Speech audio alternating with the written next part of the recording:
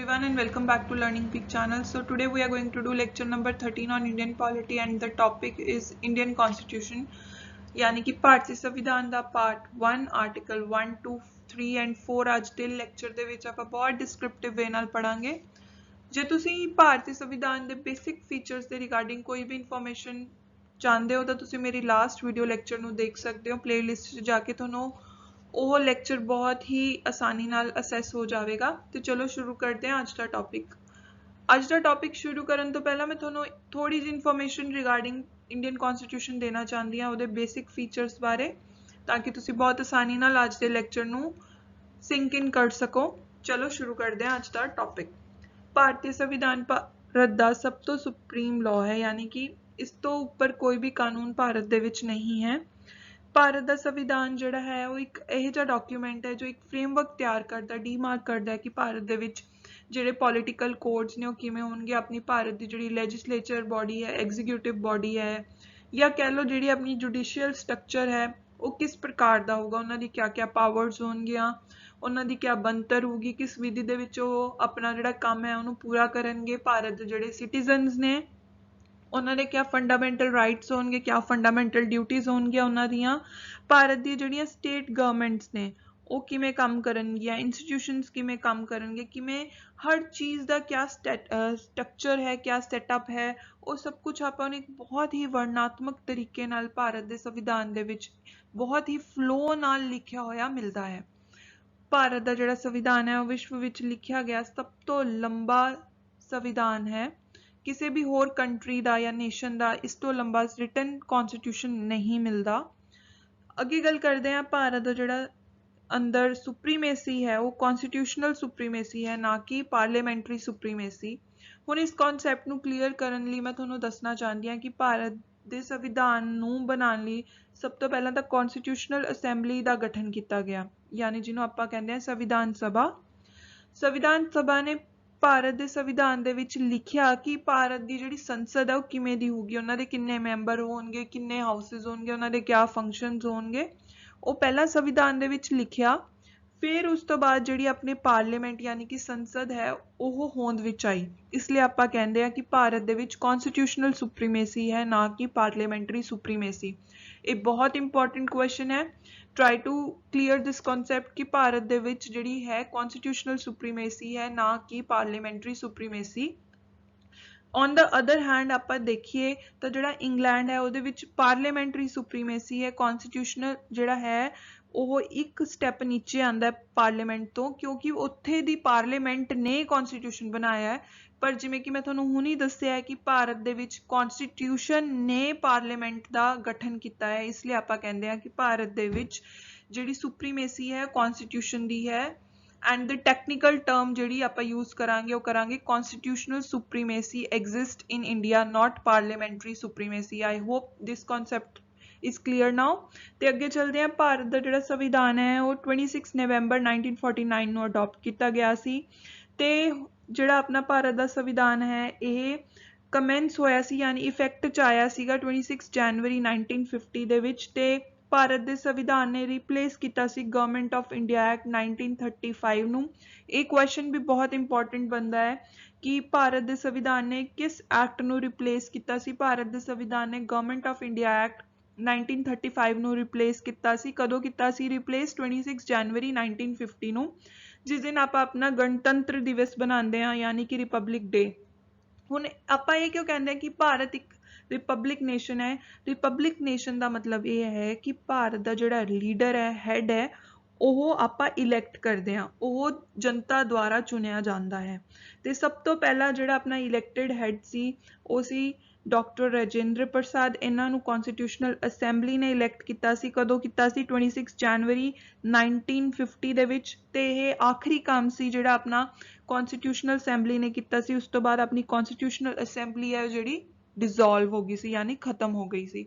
ਚਲੋ ਅੱਗੇ ਦੇਖਦੇ ਹਾਂ ਕਿਆ ਅੱਜ ਦਾ ਜਿਹੜਾ ਆਪਣਾ ਟੌਪਿਕ ਹੈ ਪਾਰਟ 1 ਆਫ ਇੰਡੀਅਨ ਕਨਸਟੀਟਿਊਸ਼ਨ, ਉਹਦੇ ਰਿਗਾਰਡਿੰਗ ਹੁਣ ਮੈਂ ਤੁਹਾਨੂੰ ਸਾਰੀ ਡਿਟੇਲ ਇਨਫੋਰਮੇਸ਼ਨ ਪ੍ਰੋਵਾਈਡ ਕਰਨ ਲੱਗੀ ਹਾਂ। Before moving further, you can also join us on different social media platform, Instagram ਤੇ Telegram ਤੇ ਵੀ ਤੁਸੀਂ ਸਾਨੂੰ join ਕਰ ਸਕਦੇ ਹੋ। Telegram ਤੇ ਅਸੀਂ डेली क्विज करवाते हैं related to topics of history and polity. तो जो तुसी साडे यूट्यूब चैनल ते भी नवे हो तो चैनल नूं जरूर सबसक्राइब करो, चैनल के लिंक नूं अपने फ्रेंड्स नाल वध तों वध शेयर करो। तो चलो शुरू करते हैं अज दा टॉपिक।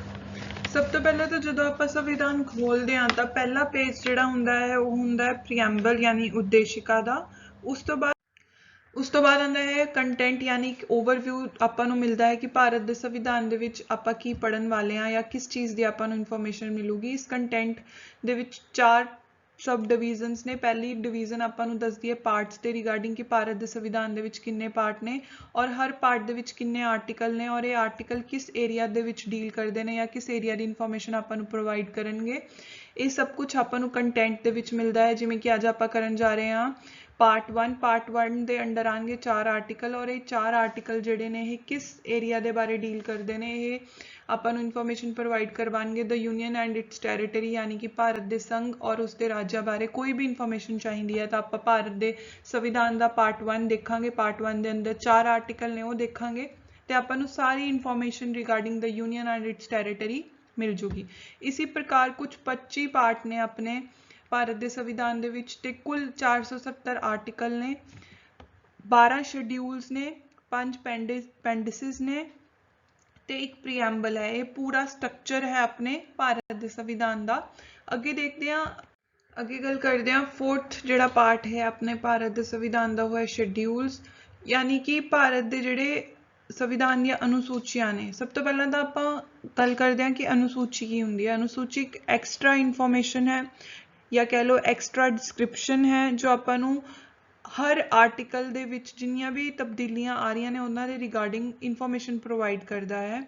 यह एक वाधू वेरवा हुंदा है किसी भी आर्टिकल का वाधू वेरवा। जिमें हुण आपां ने गल करनी है स्टेट एंड यूनियन टैरेटरीज के नेम एंड बाउंडरीज की, तो ये आपां नूं शेड्यूल 1 दे विच प्रोवाइड कीतियां गईयां ने। पार्ट 1 दे अंदर कोई भी इन्फॉर्मेशन चेंज होगी, चारों आर्टिकल दे अंदर कोई भी इन्फॉर्मेशन ऐड होगी वो आपां नूं शेड्यूल 1 दे विच मिलूगी जिहड़ा कि डील करदा है state and union territories name and their boundaries. ये हुण पर्टिकुलर उस आर्टिकल या कह लो उस पार्ट नाल रिलेटेड रहूगा, स्पेसिफिक रहूगा और यह एक एक्सट्रा इन्फॉर्मेशन रहूगी। आई होप हुण तुहानूं ये कॉन्सैप्ट भी क्लीयर हो गया होगा कि शेड्यूल्स क्या हुंदे ने।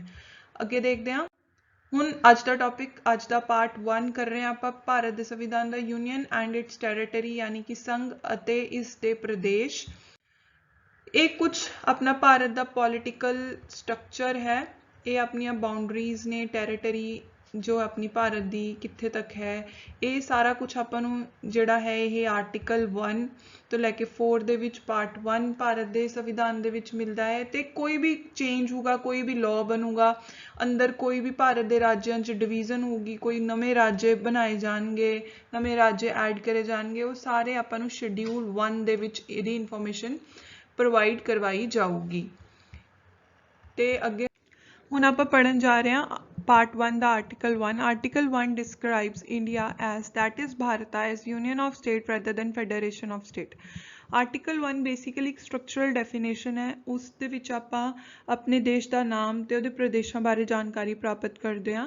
हुण आपां पढ़ते हैं कि अपने देश का नाम की है। जो लीगली एक्सैप्टेबल है वो है India as well as Bharat. दोनों ही नाम जिहड़े ने कॉन्स्टिट्यूशन दे विच मैंशन ने और कॉन्स्टिट्यूएंट असैंबली ने दोनों ही नामां ते वोटिंग कीती सी, बट एंड दे विच दोनों ही नामां नूं एक्सैप्ट कर लिता गया सीगा। भारत जिहड़ा एक ट्रेडिशनल नेम है तो इंडिया एक जिहड़ा मॉडर्न नेम है, दोनों ही इंटरनैशनली भी एक्सैप्टेबल ने। अगे आपां हुण गल करांगे what is the difference between union of state and federation of state. हुण जिवें कि तुसीं जाणदे हो भारत दे विच आपां फैडरलिज्म नूं प्रमोट करते हैं। फैडरलिज्म दा की कॉन्सैप्ट है, फैडरलिज्म च जिहड़ी स्टेट हुंदियां ने, जिहड़े प्रदेश हुंदे ने वो ऑटोनॉमस हुंदे ने, उन्हां दे अपने चीफ मिनिस्टर्स हुंदे ने, कैबिनेट हुंदी है ते वो कुछ हद तक अपने स्टेट दे लॉ भी बना सकते हैं। पर दूसरी तरफ आपां कहंदे हैं कि जिहड़ा भारत है उस वो एक यूनियन ऑफ स्टेट है। किवें यूनियन ऑफ स्टेट है, ਜਦੋਂ ਭਾਰਤ ਆਜ਼ਾਦ ਹੋਇਆ ਸੀ ਉਹ ਇੱਕ ਸਿੰਗਲ ਐਂਟੀਟੀ ਸੀ। ਜਿਹੜੇ ਪ੍ਰਦੇਸ਼ ਨੇ ਭਾਰਤ ਦੇ ਯਾਨੀ ਕਿ ਜਿਹੜੀਆਂ ਸਟੇਟਸ ਨੇ, ਰਾਜ ਨੇ, ਉਹਨਾਂ ਨੂੰ ਆਪਾਂ ਨੇ ਬਾਅਦ ਚੋਂ ਕ੍ਰੇਵ ਆਊਟ ਕੀਤਾ ਸੀਗਾ। ਸਿਰਫ ਐਡਮਿਨਿਸਟ੍ਰੇਟਿਵ ਜਿਹੜਾ ਫੰਕਸ਼ਨਿੰਗ ਹੈ ਉਹਨੂੰ ਈਜ਼ ਆਊਟ ਕਰਨ ਦੇ ਲਈ, ਉਹਨੂੰ ਆਸਾਨ ਕਰਨ ਦੇ ਲਈ ਜਿਹੜੀਆਂ ਸਰਕਾਰਾਂ ਨੇ ਸਟੇਟ ਦੀਆਂ ਉਹ ਅੱਛੀ ਤਰ੍ਹਾਂ ਫੰਕਸ਼ਨ ਕਰ ਸਕਣ, ਉਹ ਜਿਹੜੇ ਭਾਰਤ ਦੇ ਸਿਟੀਜ਼ਨਸ ਨੇ ਉਹਨਾਂ ਦਾ ਹੋਰ ਅੱਛੀ ਤਰ੍ਹਾਂ ਖਿਆਲ ਰੱਖ ਸਕਣ, ਆਪਣੇ ਜਿਹੜੇ ਆਫੀਸ਼ੀਅਲ ਕੋਡ ਨੇ ਪੋਲੀਟੀਕਲ ਉਹਨਾਂ ਨੂੰ ਈਜ਼ੀਲੀ ਫੰਕਸ਼ਨ ਆਊਟ ਹੋ ਸਕੇ, ਉਹ ਸਭ ਕਰਨ ਦੇ ਲਈ ਭਾਰਤ ਦੇ ਜਿਹੜੀਆਂ ਸਟੇਟਸ ਨੇ ਉਹਨਾਂ ਨੂੰ ਬਣਾਇਆ ਗਿਆ। ਔਰ ਇਸ ਲਈ ਆਪਾਂ ਕਹਿੰਦੇ ਹਾਂ ਕਿ ਜਿਹੜਾ ਭਾਰਤ ਹੈ ਉਹ ਯੂਨੀਅਨ ਆਫ ਸਟੇਟ ਹੈ rather than federation of state. ਹੁਣ ਇਸ ਕਨਸੈਪਟ ਨੂੰ ਅਗਰ ਆਪਾਂ ਨੇ ਹੋਰ ਕਲੀਅਰ ਕਰਨਾ ਤਾਂ ਆਪਾਂ ਕੰਪੈਰੀਜ਼ਨ ਕਰਾਂਗੇ। ਕੰਪੈਰੀਜ਼ਨ ਆਪਾਂ ਕਰਾਂਗੇ ਯੂਨਾਈਟਿਡ ਸਟੇਟਸ ਆਫ ਅਮਰੀਕਾ ਦੇ ਸਟਰਕਚਰ ਨਾਲ। ਤਾਂ ਯੂਨਾਈਟਿਡ ਸਟੇਟਸ ਆਫ ਜਿਹੜਾ ਅਮਰੀਕਾ ਹੈ ਉੱਥੇ ਡਿਊਲ ਸਿਟੀਜ਼ਨਸ਼ਿਪ ਹੈ। ਡਿਊਲ ਸਿਟੀਜ਼ਨਸ਼ਿਪ ਕਿਵੇਂ ਹੈ? ਇੱਕ ਤਾਂ ਉੱਥੇ ਹਰ ਨਾਗਰਿਕ ਜਿਹੜਾ ਹੈ ਉਹਦੇ ਕੋਲ ਅਮਰੀਕਨ ਸਿਟੀਜ਼ਨਸ਼ਿਪ ਹੋ, United States of America the citizenship ਹੋ, ਤੇ ਦੂਸਰੀ ਉਹਦੇ ਕੋਲ ਉਹ ਸਿਟੀਜ਼ਨਸ਼ਿਪ ਹੋਊਗੀ ਜਿਸ ਸਟੇਟ ਦੇ ਵਿੱਚ ਉਹ ਰਹਿੰਦਾ ਹੋ। ਜਿਵੇਂ ਫਲੋਰੀਡਾ ਦਾ ਕੋਈ ਨਾਗਰਿਕ ਹੈ ਉਹਦੇ ਕੋਲੇ ਫਲੋਰੀਡਾ ਦੀ ਆਪਣੀ ਸਿਟੀਜ਼ਨਸ਼ਿਪ ਵੀ ਹੋਊਗੀ ਤੇ ਦੂਸਰੀ ਸਿਟੀਜ਼ਨਸ਼ਿਪ ਉਹਦੇ ਕੋਲੇ ਹੋਊਗੀ ਯੂਨਾਈਟਿਡ ਸਟੇਟਸ ਆਫ ਅਮਰੀਕਾ ਦੀ। ਪਰ ਇੰਡੀਆ ਦੇ ਵਿੱਚ ਸਿਰਫ ਸਿੰਗਲ ਸਿਟੀਜ਼ਨਸ਼ਿਪ ਹੈ, ਯਾਨੀ ਕਿ ਤੁਸੀਂ ਇੰਡੀਅਨ ਹੀ ਹੋ, ਚਾਹੇ ਤੁਸੀਂ ਪੰਜਾਬ ਦੇ ਵਿੱਚ ਰਹਿੰਦੇ ਹੋ, ਚਾਹੇ ਤੁਸੀਂ ਹਰਿਆਣਾ ਦੇ ਵਿੱਚ ਰਹਿੰਦੇ ਹੋ, ਚਾਹੇ ਹਿਮਾਚਲ ਦੇ ਵਿੱਚ ਰਹਿੰਦੇ ਹੋ। ਇਸ ਲਈ ਆਪਾਂ ਕਹਿੰਦੇ ਹਾਂ ਕਿ ਭਾਰਤ ਜਿਹੜਾ ਹੈ ਉਹ ਯੂਨੀਅਨ ਆਫ ਸਟੇਟ ਹੈ rather than federation of state. America ਦੇ ਵਿੱਚ ਜਿਹੜਾ ਫੈਡਰਲ ਸਟਰਕਚਰ ਹੈ, ਯਾਨੀ ਕਿ ਜਿਹੜੀਆਂ ਉੱਥੇ ਸਟੇਟਸ ਨੇ ਜਿਨ੍ਹਾਂ ਨੇ ਹਰ ਇੱਕ ਸਿੰਗਲ ਯੂਨਿਟ ਨੇ ਆਪਣੇ ਆਪ ਨੂੰ ਜੁਆਇਨ ਕੀਤਾ ਤੇ ਯੂਨਾਈਟਿਡ ਸਟੇਟਸ ਆਫ ਅਮਰੀਕਾ ਬਣਾਈ, ਉਹਨਾਂ ਨੇ ਆਪਣੀ ਇੰਡੀਵਿਜੂਅਲ ਜਿਹੜੀ ਆਈਡੈਂਟਿਟੀ ਹੈ ਉਹਨੂੰ ਖ਼ਤਮ ਨਹੀਂ ਕੀਤਾ, ਉਹਨਾਂ ਨੇ ਆਪਣੀ ਆਈਡੈਂਟਿਟੀ ਵੀ ਕਾਇਮ ਰੱਖੀ। ਪਰ ਭਾਰਤ ਦੇ ਵਿੱਚ ਇੱਦਾਂ ਕੁਛ ਨਹੀਂ ਹੈ। ਭਾਰਤ ਦੇ ਵਿੱਚ ਤੁਸੀਂ ਸਿਰਫ ਭਾਰਤੀ ਹੀ ਹੋ, ਚਾਹੇ ਤੁਸੀਂ ਕਿਹੜੀ ਵੀ ਸਟੇਟ ਦੇ ਵਿੱਚ ਰਹਿੰਦੇ ਹੋ। ਅੱਗੇ ਗੱਲ ਕਰਦੇ ਹਾਂ according to article 1 the territories of India can be classified into 3 categories. ਔਰ ਇਹ ਸਾਰੀਆਂ ਸ਼ੈਡਿਊਲ 1 ਦੇ ਵਿੱਚ ਮੈਂਸ਼ਨ ਨੇ। ਸਭ ਤੋਂ ਪਹਿਲਾਂ ਟੈਰੀਟਰੀਜ਼ ਆਫ ਦ ਸਟੇਟ, ਫਿਰ ਹੋ ਗਿਆ union territories, territories that may be acquired by the government of India anytime। ਇਹ ਸਾਰੀਆਂ ਜਿਹੜੀਆਂ ਟੈਰੀਟਰੀਜ਼ ਨੇ ਭਾਰਤ ਦੀਆਂ, ਇਹ ਕਲਾਸੀਫਾਈ ਕੀਤੀਆਂ ਗਈਆਂ ਨੇ ਆਰਟੀਕਲ 1 ਔਰ ਸ਼ਡਿਊਲ 1 ਦੇ ਵਿੱਚ। ਅੱਗੇ ਆਪਾਂ ਹੁਣ ਚੱਲਦੇ ਹਾਂ ਆਰਟੀਕਲ 2 ਪੜ੍ਹਦੇ ਹਾਂ। Article 2 empowers the parliament to admit into the union of India or to establish new state on such terms and condition as it thinks fit। ਹੁਣ ਜਿਹੜਾ ਆਰਟੀਕਲ 2 ਹੈ ਉਹ ਪਾਰਲੀਮੈਂਟ ਨੂੰ ਪਾਵਰ ਦਿੰਦਾ ਹੈ ਕਿ ਉਹ ਕੋਈ ਵੀ ਜਿਹੜੀ ਨਵੀਂ ਸਟੇਟ ਹੈ ਉਹਨੂੰ ਐਡ ਕਰ ਸਕਦਾ ਹੈ ਭਾਰਤ ਦੇ ਯੂਨੀਅਨ ਦੇ ਵਿੱਚ। ਆਲਰੇਡੀ ਜਿਹੜੀ ਐਗਜ਼ਿਸਟਿੰਗ ਸਟੇਟ ਹੈ ਉਹਨਾਂ ਨੂੰ ਵੀ ਐਡਮਿਟ ਕਰ ਸਕਦਾ ਹੈ। ਤੇ ਜਿਹੜੀਆਂ ਕੋਈ ਨਵੀਂ ਸਟੇਟ ਫਾਰਮ ਹੁੰਦੀ ਹੈ, ਜਿਵੇਂ ਕੋਈ ਸਾਈਕਲੋਨ ਆ ਗਿਆ, ਕੋਈ ਅਰਥਕੁਇਕ ਆ ਗਿਆ, ਤਾਂ ਕੋਈ ਨया ਲੈਂਡ ਜਨਰੇਟ ਹੋ ਗਿਆ ਭਾਰਤ ਦੀ ਬਾਉਂਡਰੀਜ਼ ਦੇ ਆਸ-ਪਾਸ, ਤਾਂ ਉਹਨੂੰ ਉਹ ਪਹਿਲਾਂ ਐਸਟੈਬਲਿਸ਼ ਕਰੂਗੀ ਕੌਣ? ਪਾਰਲੀਮੈਂਟ। ਤੇ ਫਿਰ ਉਸੀ ਨੂੰ ਭਾਰਤ ਦੇ ਯੂਨੀਅਨ ਦੇ ਵਿੱਚ ਐਡ ਕਰੂਗੀ। ਬੇਸਿਕਲੀ ਆਰਟੀਕਲ 2 ਜਿਹੜਾ ਹੈ ਉਹ ਪਾਰਲੀਮੈਂਟ ਨੂੰ ਪਾਵਰ ਦਿੰਦਾ ਹੈ ਕਿ ਫਿਊਚਰ ਦੇ ਵਿੱਚ ਅਗਰ ਉਹਨੇ ਕੋਈ ਟੈਰੀਟਰੀਜ਼ ਬਾਉਂਡਰੀਜ਼ ਭਾਰਤ ਦੀਆਂ ਐਕਸਟੈਂਡ ਕਰਨੀਆਂ ਨੇ, ਘਟਾਉਣੀਆਂ ਨੇ, ਵਧਾਉਣੀਆਂ ਨੇ, ਉਹਨਾਂ ਦੇ ਉੱਤੇ ਉਹਨਾਂ ਦੀ ਕਿਆ ਕੰਟਰੋਲ ਹੈ, ਉਹਨਾਂ ਦੀ ਕਿਆ ਪਾਵਰ ਹੈ, ਉਹਦੇ ਬਾਰੇ ਜਾਣਕਾਰੀ ਦਿੰਦਾ ਹੈ ਆਰਟੀਕਲ 2। ਆਰਟੀਕਲ 3 ਬਾਰੇ ਹੁਣ ਪੜ੍ਹਦੇ ਹਾਂ। Article 3 authorise the parliament to. ਹੁਣ ਜਿਹੜੀ ਆਰਟੀਕਲ 3 ਹੈ ਉਹ ਸੰਸਦ ਨੂੰ ਇਹ ਅਧਿਕਾਰ ਦਿੰਦੀ ਹੈ to form a new state by separation of territory of any state or by uniting two or more state। यानी कि ਜਿਹੜੀ ਸੰਸਦ ਆ ਉਹਦੇ ਕੋਲ ਇਹ ਅਧਿਕਾਰ ਹੈ ਕਿ ਉਹ ਕੋਈ ਵੀ ਨਵੀਂ ਸਟੇਟ ਫਾਰਮ ਕਰ ਸਕਦੀ ਹੈ, ਕੋਈ ਵੀ ਨਵਾਂ ਪ੍ਰਦੇਸ਼ ਬਣਾ ਸਕਦੀ ਹੈ, ਕੋਈ ਵੀ ਨਵਾਂ ਰਾਜ ਬਣਾ ਸਕਦੀ ਹੈ। ਬਾਈ ਆਲਟਰਿੰਗ ਦ ਸਟੇਟ ਦੀਆਂ ਬਾਉਂਡਰੀਜ਼ ਨੂੰ ਆਲਟਰ ਕਰ ਸਕਦੀ ਹੈ, ਉਹ ਡਿਮਿਨਿਸ਼ ਕਰ ਸਕਦੀ ਹੈ, ਘਟਾ ਸਕਦੀ ਹੈ, ਵਧਾ ਸਕਦੀ ਹੈ, ਜਾਂ ਕੋਈ ਵੀ 2 ਸਟੇਟ ਨੂੰ ਜੋੜ ਕੇ ਉਹ ਨਵੀਂ ਸਟੇਟ ਬਣਾ ਸਕਦੀ ਹੈ, ਜਾਂ ਇੱਕ ਸਟੇਟ ਤੋਂ 2 ਸਟੇਟਸ ਕੱਢ ਸਕਦੀ ਹੈ। ਜਿਵੇਂ ਕਿ ਤੁਸੀਂ ਜਾਣਦੇ ਹੋ ਪੰਜਾਬ ਦੇ ਵਿੱਚੋਂ ਹਰਿਆਣਾ, ਹਿਮਾਚਲ ਕੱਢਿਆ ਗਿਆ, ਬਿਹਾਰ ਦੇ ਵਿੱਚੋਂ ਝਾਰਖੰਡ ਕੱਢਿਆ ਗਿਆ। ਇਹ ਸਾਰੀਆਂ ਜਿਹੜੀਆਂ ਪਾਵਰਸ ਨੇ ਇਹ ਪਾਰਲੀਮੈਂਟ ਨੂੰ ਦਿੱਤੀਆਂ ਗਈਆਂ ਨੇ ਅੰਡਰ ਆਰਟੀਕਲ 3। ਬਟ ਇਹਦੇ ਅੰਦਰ ਵੀ ਕੰਡੀਸ਼ਨ ਹੈ, ਉਹ ਕੰਡੀਸ਼ਨ ਇਹ ਹੈ ਕਿ ਇਹ ਸਾਰੀਆਂ ਚੀਜ਼ਾਂ ਪ੍ਰਾਇਰ ਰਿਕਮੈਂਡੇਸ਼ਨ ਆਫ ਪ੍ਰੈਜ਼ੀਡੈਂਟ ਹੋਣਗੀਆਂ ਤੇ ਪ੍ਰੈਜ਼ੀਡੈਂਟ ਜਿਹੜੇ ਨੇ ਇੰਡੀਆ ਦੇ ਉਹ ਜਿਹੜੇ ਇਹ ਲਾਅ ਨੇ ਉਹ ਰੈਫਰ ਕਰਨਗੇ ਸਟੇਟ ਲੈਜਿਸਲੇਚਰ ਨੂੰ। ਪਰ ਸਟੇਟ ਲੈਜਿਸਲੇਚਰ ਦਾ ਕਿਆ ਵਿਚਾਰ ਹੈ, ਉਸ 'ਤੇ ਕਿਆ ਮਤ ਹੈ, ਉਸ 'ਤੇ ਉਹ ਮੈਟਰ ਨਹੀਂ ਕਰਦਾ। ਅਲਟੀਮੇਟਲੀ ਪਾਰਲੀਮੈਂਟ ਜੋ ਕਰੂਗੀ ਉਹੀ ਮੈਟਰ ਕਰੂਗਾ, ਉਹੀ ਡਿਸੀਜ਼ਨ ਐਕਸੈਪਟੇਬਲ ਹੋਊਗਾ। ਇਸੀ ਦੇ ਨਾਲ ਆਪਣਾ ਆਰਟੀਕਲ 3 ਖਤਮ ਹੁੰਦਾ ਹੈ। ਹੁਣ ਆਪਾਂ ਕਰਦੇ ਹਾਂ article 4। Article 4 the constitution itself declares that the laws made for admission or establishment of new state and the formation of new state and the alteration of area boundaries or names of existing state are not to be considered as amendment of the constitution under article 368। Basically ਜਿਹੜਾ article 4 ਹੈ ਉਹ ਇਹ ਦੱਸਦਾ ਹੈ ਕਿ ਜਦੋਂ ਆਪਾਂ ਕੋਈ ਵੀ ਆਲਟਰੇਸ਼ਨ ਕਰ ਰਹੇ ਹਾਂ ਆਪਣੇ ਪ੍ਰਦੇਸ਼ਾਂ ਦੇ ਵਿੱਚ, ਕੋਈ ਵੀ ਬਦਲਾਵ ਲਿਆ ਰਹੇ ਹਾਂ, ਉਹਨਾਂ ਦਾ ਜਿਹੜਾ ਏਰੀਆ, ਉਹਨਾਂ ਦੀ ਬਾਉਂਡਰੀਜ਼ ਨੂੰ ਘਟਾ ਵਧਾ ਰਹੇ ਹਾਂ, ਜਾਂ ਕੋਈ ਵੀ ਨਵਾਂ ਪ੍ਰਦੇਸ਼ ਆਪਾਂ ਐਗਜ਼ਿਸਟਿੰਗ ਸਟੇਟਸ ਚੋਂ ਕੱਢ ਰਹੇ ਹਾਂ ਤਾਂ ਇਹ ਸਿੰਪਲ ਮੈਜੋਰਟੀ ਰਾਹੀਂ ਆਪਾਂ ਕਰਾਂਗੇ ਪਾਰਲੀਮੈਂਟ ਦੀ, ਔਰ ਇਹ ਇੱਕ ਆਰਡੀਨਰੀ ਲੈਜਿਸਲੇਚਰ ਪ੍ਰੋਸੈਸ ਹੈ ਔਰ ਇਹਨੂੰ ਆਪਾਂ ਕੋਈ ਵੀ ਮੇਜਰ ਕੌਂਸਟੀਟਿਊਸ਼ਨ ਅਮੈਂਡਮੈਂਟ ਨਹੀਂ ਕੰਸੀਡਰ ਕਰਾਂਗੇ। ਔਰ ਇਹ ਸਾਰਾ ਕੁਝ ਉਹਨਾਂ ਨੇ ਆਰਟੀਕਲ 368 ਦੇ ਅੰਦਰ ਵੀ ਮੈਂਸ਼ਨ ਕੀਤਾ ਹੋਇਆ ਹੈ। ਇਸ ਦੇ ਨਾਲ ਹੀ ਆਪਣੇ ਜਿਹੜੇ 4 ਆਰਟੀਕਲ ਨੇ ਪਾਰਟ 1 ਦੇ ਉਹ ਖਤਮ ਹੁੰਦੇ ਨੇ। ਉਮੀਦ ਕਰਦੀ ਹਾਂ ਮੈਂ ਤੁਹਾਨੂੰ ਇਹ ਚਾਰੋਂ ਆਰਟੀਕਲ ਕਲੀਅਰ ਹੋਣਗੇ।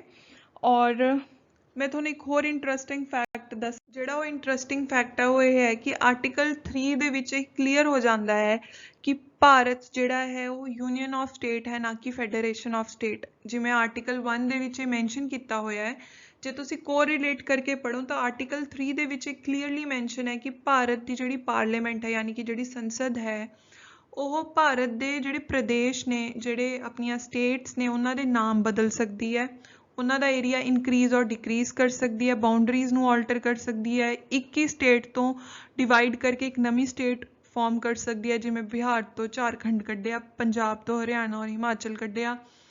ਇਹ ਸਾਰੀਆਂ ਪਾਵਰਸ ਪਾਰਲੀਮੈਂਟ ਨੂੰ ਜਦੋਂ ਮਿਲਦੀਆਂ ਨੇ ਤਾਂ ਉੱਥੇ ਕਲੀਅਰ ਹੋ ਜਾਂਦਾ ਹੈ ਕਿ ਜਿਹੜਾ ਆਪਣਾ ਦੇਸ਼ ਹੈ ਉਹ ਯੂਨੀਅਨ ਆਫ ਸਟੇਟ ਹੈ, ਨਾ ਕਿ ਫੈਡਰੇਸ਼ਨ ਆਫ ਸਟੇਟ।